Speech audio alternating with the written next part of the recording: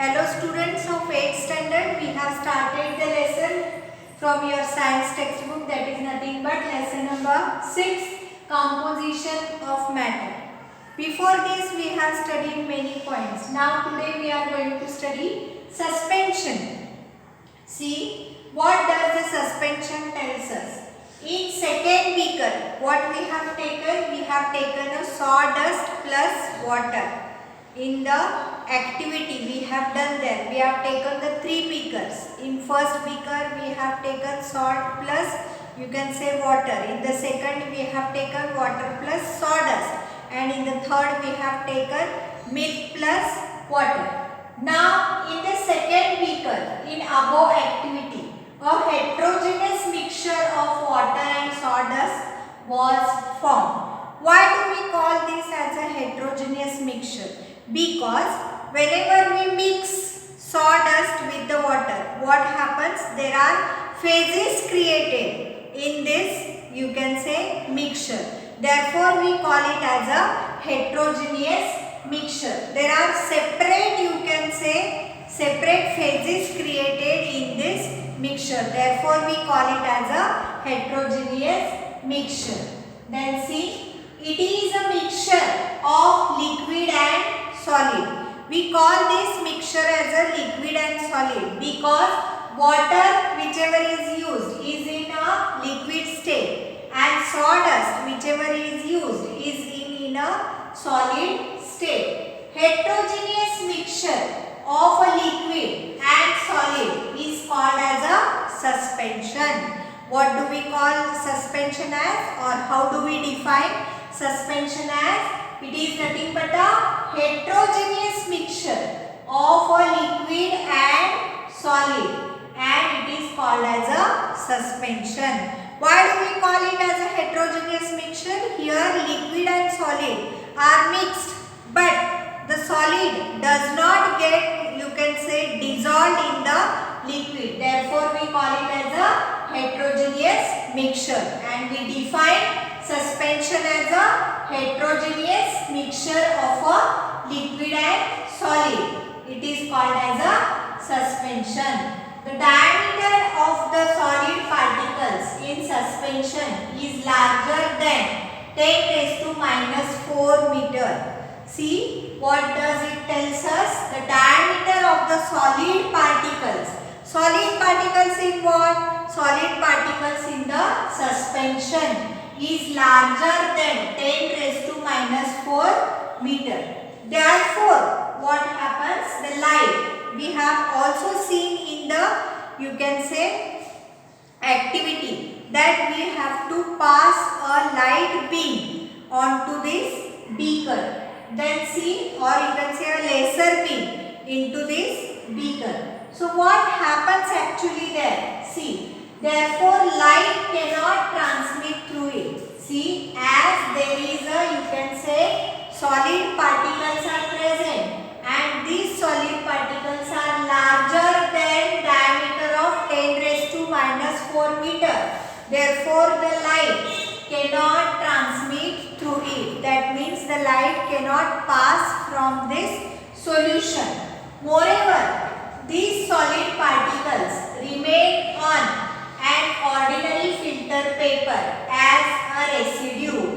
Whenever you filter this solution, as these particles are very larger in size, whenever we filter, they remain on the filter paper, ordinary filter paper. And how are they? They are nothing but they are in the form of a residue. And therefore, the liquid and solid components of suspension get separated by filtration. Therefore, we can say that whenever we filter the solution of, you can say, water plus sawdust, the solution gets filtrated or undergoes the filtration process, and by this filtration process we can separate the water and the sawdust from each other. The next point that comes is nothing but the colloid. See here, the mixture of the water and milk we have taken in the third beaker. It is translucent that is, it is translucent mixture. It means that when light is incident on the surface of this mixture, it is partly transmitted. That means what? Whenever we pass a, you can say, light, or whenever we incident a light on a particular solution, or you can say on the surface of the mixture, it is partly transmitted and partly scattered. This is because the tiny particles of milk phase in this heterogeneous mixture are dispersed. What we see that in this mixture, the particles of the milk phase, that means whichever solution we have taken, in that we have mixed water plus milk. Now in this mixture, what happens? The tiny particles of the mixture phase in this heterogeneous mixture, they are dispersed evenly in a water phase. What does this tell us? That the tiny particles of the milk phase in this heterogeneous mixture. Why we call here in the heterogeneous mixture? Again here there are, you can say, phases of the, you can say, constituents whichever we have taken, and this is dispersed. How it is dispersed? It is dispersed evenly in a water phase, and the diameter is 10 raised to -5 meter. Such a heterogeneous mixture is called as a colloid. What is this mixture called as a? This mixture is nothing but a heterogeneous mixture, and it is called as a colloid. However, as the pores of ordinary filter paper are larger than the colloid. So what happens? See there, the pores of the filter paper are more larger than that of the colloid. The heterogeneous mixture cannot be separated by the filtration. So what happens? Whenever we pour this milk plus water onto the filter paper, the pores of the filter paper are more larger than the colloid. So all this solution comes down into the, you can say, conical flask. Therefore it cannot be separated by a filtration. Milk itself is a colloid. Whenever you see milk itself is a colloid, because here the particles, you can say, the particles of milk and water, they are, you can say, mixed with one another, but they cannot be separated by the filtration. Then see, it has particles of proteins, fats, and diameter having 10 raised to -5 m. So there are more types of the colloids. There are more types of the colloids. They are nothing but solid in gas. That is nothing but, example is smoke. Liquid in gas. Example is cloud. So there are various types of examples of the colloids. From this, most of them are nothing but the smoke and the cloud. Let us understand the compounds. See there from your textbook, page number 44. Let us understand the compounds. While studying matters, whenever we were studying the matters, we have seen the elements of the matter, type of the matter, and the simplest composition also we have seen of the matter. On inspection of the composition of the types of compound and mixture, it is learned that they are formed from 2 or more units. That means sometimes you may see that compound, what we have seen, that element is made up of only one, you can say, constituent, that is nothing but the element itself, and compound is made up of 2 or more constituents. That may be there may be 2 or more constituents in the compound, and in mixtures also we have seen there may be 2 or more constituents that we have seen. Now whenever we see the types of the compounds, here also we see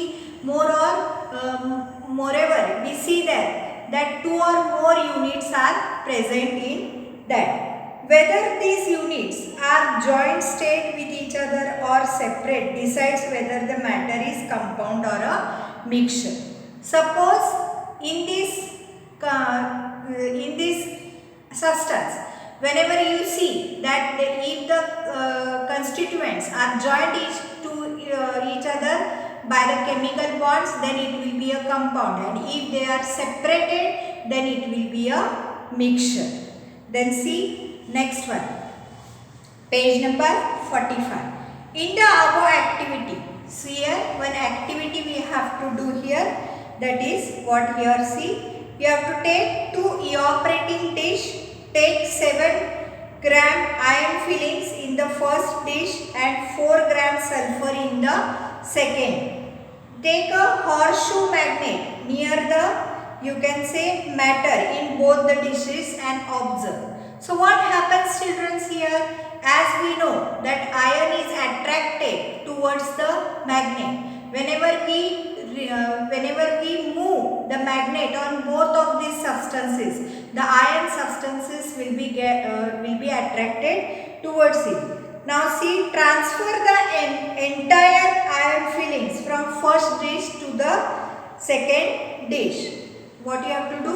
You have to take the iron fillings from first dish and you have to put it into a second dish, and you want to steer it with a glass rod, and then you have to take a horseshoe magnet and you have to move this horseshoe magnet on the, you can say, mixture, whichever, or you can say whatever the substance you have prepared. What do you observe then? The iron fillings get separated or they get attracted towards the horseshoe magnet, and the sulfur remains in the, you can say, the dish. So see, in the above activity, on testing the matter obtained by mixing iron fillings and sulfur, horseshoe magnet, it was found that the resulting matter was mixture of iron and sulfur and possessed properties of both the components. Now whenever we see the mixture of iron fillings and sulfur, the dish may contain the properties of both the iron fillings and the sulfur. But whenever we move the horseshoe magnet over this substance, what happens? The iron fillings get attracted towards it. But the properties of the iron fillings or the iron particles remain unchanged after you can say picking it or after attracting towards the magnet. In other words, the components ions and sulfur were in the free state in the matter.